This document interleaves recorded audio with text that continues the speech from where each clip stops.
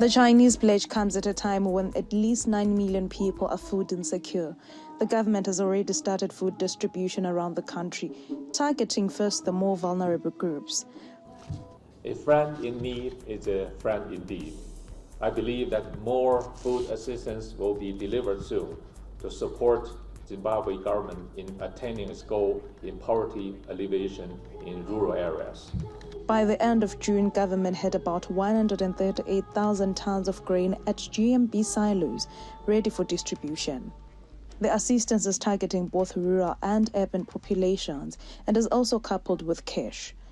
Government is happy with the pledge made by China to add to the resources. We know that we are hit by this El Nino-induced drought, and your reaffirmation of China's assistance to Zimbabwe will obviously go a long way. We want to thank you for all the support which you gave this country. The Chinese are also ready to assist the country to ensure the country develops more alternative energy sources. And we will also step up our efforts to develop green energy, the irrigation system in rural communities to address power and food shortage issue, as well as open new green lanes for more Zimbabwe agricultural products to Chinese market. China is already the leading investor in the country, with investments in mining, agriculture, and infrastructure development helping to transform the country. If we are going to industrialize our village, we need that expertise, our engineers, science, technology, to go back to our homelands and look for what you can do to make your mother stop carrying water for more than 15 kilometers. Zimbabwe must try to find balance between feeding the nation and pursuing the development projects. With China and other investors coming on board, the burden can only get less. For ZTM Prime, I am Setachisiwe Gwaza. We cross over to Zim Paper's group political editor, Rangama Taire, to discuss further Zimbabwe's relations with China and the food situation in the country. Good evening, Ranga. How significant is China's pledge to support the country with food aid, especially in the face of a drought?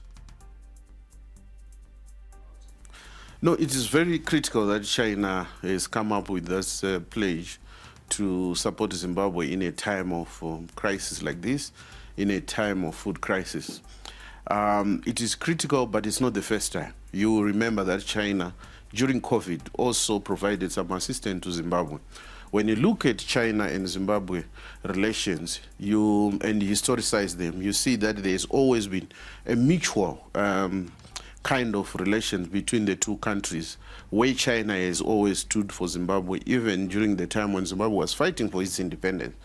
You also contextualize the help of China to Zimbabwe within the context of China's foreign policy, in terms of it being humanistic rather than it being antagonistic or adversarial. So it's coming from the approach where China views its foreign policy in a humanistic way, which is anchored on non-interference in the domestic policy of the countries that it relates to. So it is a very critical gesture at this juncture for Zimbabwe, where we did not experience the expected rains, and therefore we have a deficit in terms of food. Now, as a follow-up to that, how important is it for Zimbabwe to actually take the step to approach other friendly nations to add to resources already available for the drought? In terms of Zimbabwe approaching other countries for assistance, you also need to understand that not only is it important, but there are other processes that have also taken place in terms of the regional trust, where SADC is also, called for assistance to the tune of about 3 billion.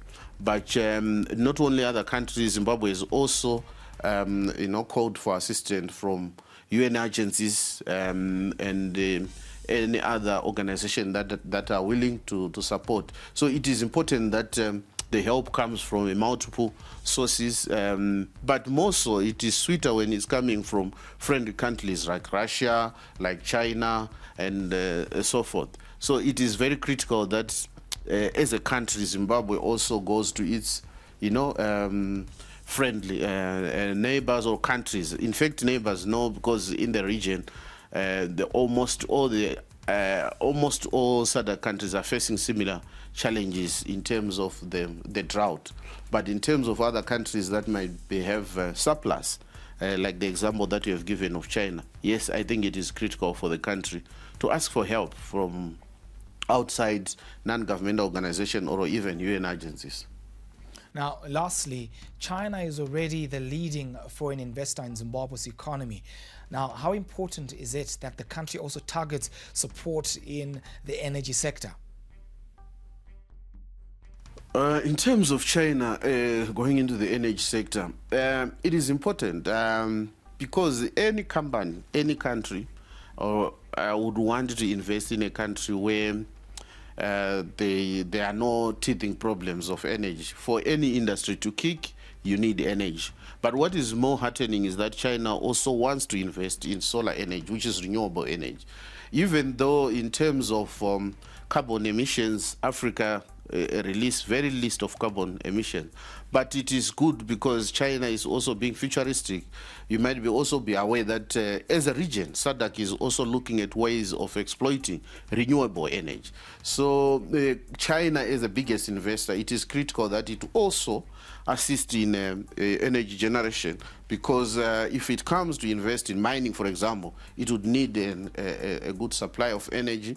But it also helps Zimbabwe, even domestically, besides it being critical for industry. So yeah, it is important that China, you might be aware that it intends to invest in solar energy in Kariba. That will be a very good contributor to the grid if that project kicks off. So it is very important that China comes to invest in the energy sector, but not only China, other countries also, I think, can also come and invest in this sector, which I think is critical for industrialization.